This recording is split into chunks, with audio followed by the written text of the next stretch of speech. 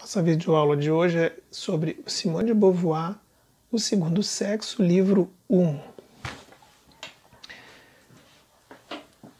Nessa obra, destaca-se a autora, em seu projeto, a desconstrução do ideal do eterno feminino. E ela vai relacionar também com a negação da ideia de essência humana, desenvolvida por Jean-Paul Sartre. Houve na história da humanidade um repertório de definições impostas à mulher, como segue essas duas citações. Por exemplo, a do Pitágoras: há um princípio bom que criou a ordem, a luz, o homem, e um princípio mau que criou o caos, as trevas e a mulher. Bastante forte, né? Nós temos na segunda citação: tudo que os homens escreveram sobre as mulheres deve ser suspeito, pois eles são, a um tempo, juiz e parte. Essa citação é de Poulain de Barre. Né? São duas perspectivas de como a mulher era vista historicamente. No livro 1 do Segundo Sexo, Beauvoir ela teve um grande sucesso, né, com o lançamento desse livro, né, causou várias discussões, muitas controvérsias na cena intelectual europeia no início dos anos 60, do que as reações também que acompanharam esse livro até os dias de hoje, depois de mais de meio século da sua publicação na mídia.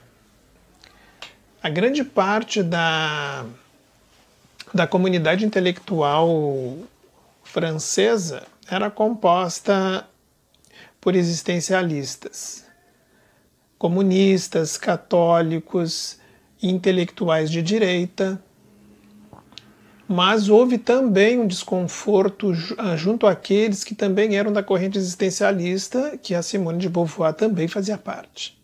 Né? Então o desagrado foi radial. Quer dizer, atingiu várias partes da comunidade intelectual da época. Nessa tentativa da autora desconstruir a teoria do eterno feminino, ela vai partir de uma análise, nessa primeira parte, denominada Fatos e Mitos, onde nós vamos poder verificar todo o trabalho dela, que ela passou por várias áreas de conhecimento, para fazer essa tentativa de efetuar essa desconstrução da ideia vigente de ideal feminino elaborado pelas estruturas históricas, né, e principalmente pelas formas de poder. Historicamente, as culturas definem a mulher como tendo uma essência. No Gênesis, por exemplo, Eva aparece de um osso supranumerário de Adão. Então, a humanidade, nesta concepção, ela é masculina.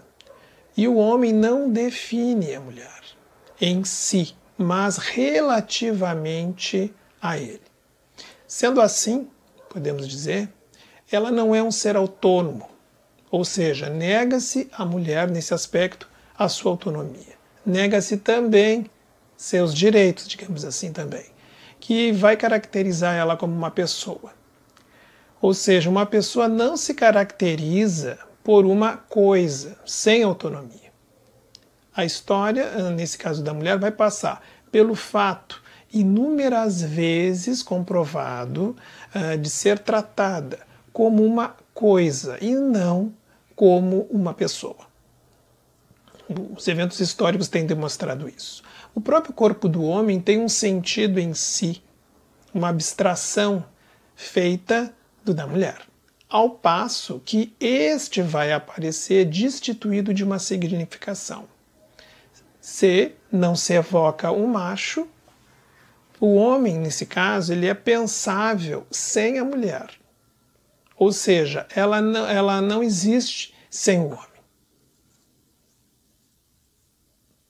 Nessa perspectiva, que eu considero até inusitada da autora, por exemplo, seguindo a corrente existencialista, a mulher é uma consciência para si. Segundo Sartre, um ser em si não tem potencialidades, nem consciência de si, do mundo, por exemplo. Ele é apenas uma... Ele pode ser tratado como se fosse um objeto, tá? Um objeto para suprir tipo uma necessidade, tá? Uma forma utilitarista. Já o ser para si é a consciência humana, ou seja, é um tipo diferente de ser, por possuir conhecimento a seu próprio respeito e a respeito do mundo. É essa a noção sartriana da existência. Se a mulher é um ser para si, ela deve construir um sentido para si mesma e não receber um sentido a partir de uma relação de alteridade determinada. Essa concepção de alteridade, ela aparece muito nas mitologias, tá? Seguindo um princípio de dualidade da natureza, por exemplo, que a gente pode dizer na relação tipo dia e noite, tá? Sol e chuva. Tá? Então isso também vai estabelecer a questão do outro. Tá? A alteridade vai trazer esse outro. E nessa concepção que está contida uma concepção masculina, tá? Que foi pensada, que não foi pensada para a divisão dos sexos. Não existe essa divisão de gênero ainda. Tá? Apenas reforça a dualidade da natureza, ou seja, a realidade é apenas dividida sobre duas realidades presentes, que só aparecem em várias culturas. Tá? Existem, digamos assim, duas realidades lutando no mesmo espaço. Tá? E vivem, pelo visto, dentro de um conflito. Tá? Nesse aspecto, a gente pode surgir também a ideia que o outro, como oposição, tá?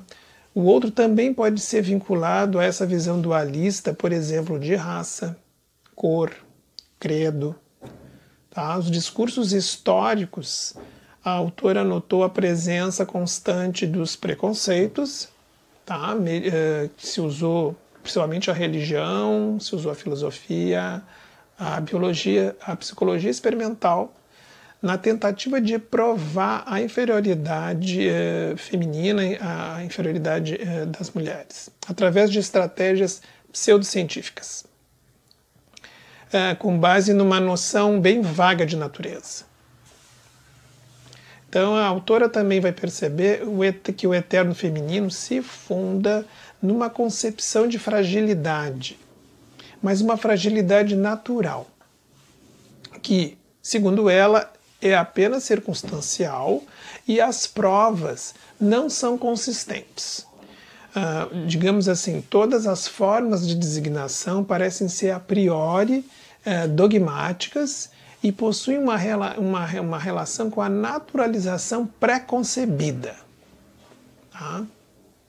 Então, nesse sentido, a autora vai afirmar que o eterno feminino é um homólogo da alma negra, como ela coloca no livro, ou do caráter judeu que aparece citado. Essa relação, os exemplos citados que eu acabei de dar, ele levam relação bem converge com a corrente filosófica existencialista, esses dois exemplos. Porque no existencialismo, sobretudo sartriano, que a vovó também faz parte, ele efetuou uma desconstrução da ideia da essência imutável, inata dos seres humanos, como seres racionais e predeterminados por essa essência. Para o existencialismo, a existência deve preceder a essência, ou seja, eu sou o que eu faço a cada dia de minha existência. Não existe uma essência pré-definida para o ser humano. É isso que prega o existencialismo. E Beauvoir vai usar isso muito no livro 1.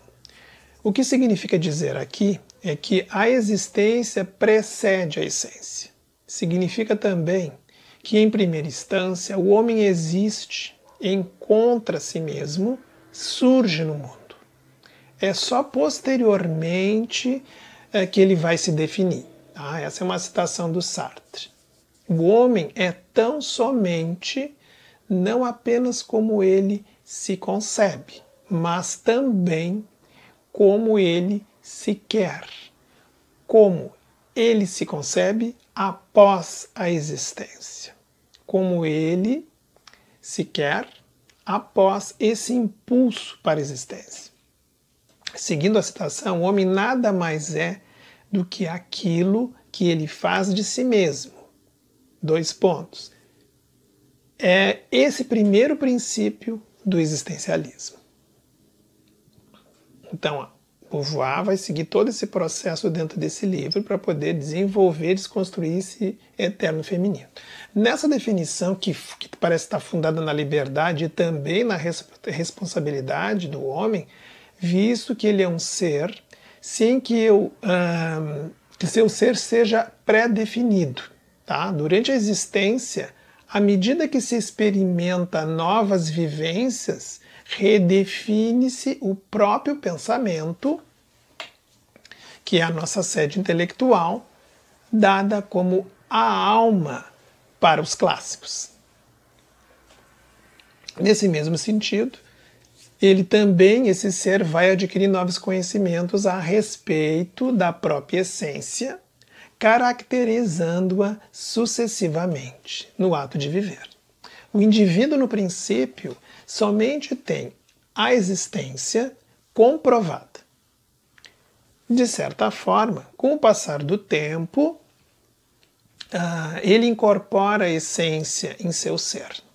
Então, não existe uma essência pré-determinada.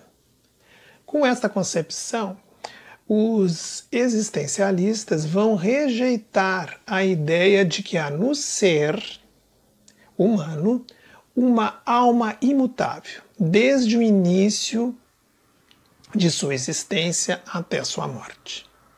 A liberdade que está inserida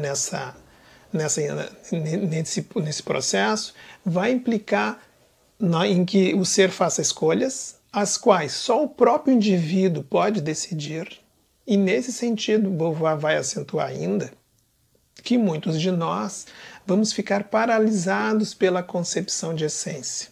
E dessa forma, nos abstemos de fazer as escolhas necessárias. Também ela vai dizer que a própria não ação ou nada fazer por si só já é uma escolha. A escolha de não agir. A grande contribuição também nesse livro é, seguindo o percurso do raciocínio existencialista, que a mulher será o que ela fizer de si, mesma historicamente, individualmente. Então, culturalmente também. Se até então a cultura atribuiu à mulher diversas identidades no percurso histórico, o existencialismo parece ser uma saída para o problema, segundo a autora. Para propiciar a maior autoafirmação de uma identidade real, justa, sem imposições, como a historicamente apresentada antes da escritura desse livro. Daí o sentido da famosa frase da autora, que é muito conhecida, que é, por exemplo, não se nasce mulher, torna-se mulher. O que é a mulher, então, para Simone de Beauvoir? A resposta parece ser coerente com o pensamento que deve ser o seguinte: o que a mulher construir como identidade não mais será o que a cultura patriarcal androcênica determina ou determinava culturalmente, e que elas possam ser ou venham a ser no futuro. Então, vai se definir também, ao final desse livro, as questões do outro. Então, essa relação do outro vai ficar bem determinada aí. Mas a Beauvoir, no final do livro, ela não chega a definir, ela atribui que alguns caminhos podem ser feitos. E um deles é essa possibilidade de autonomia.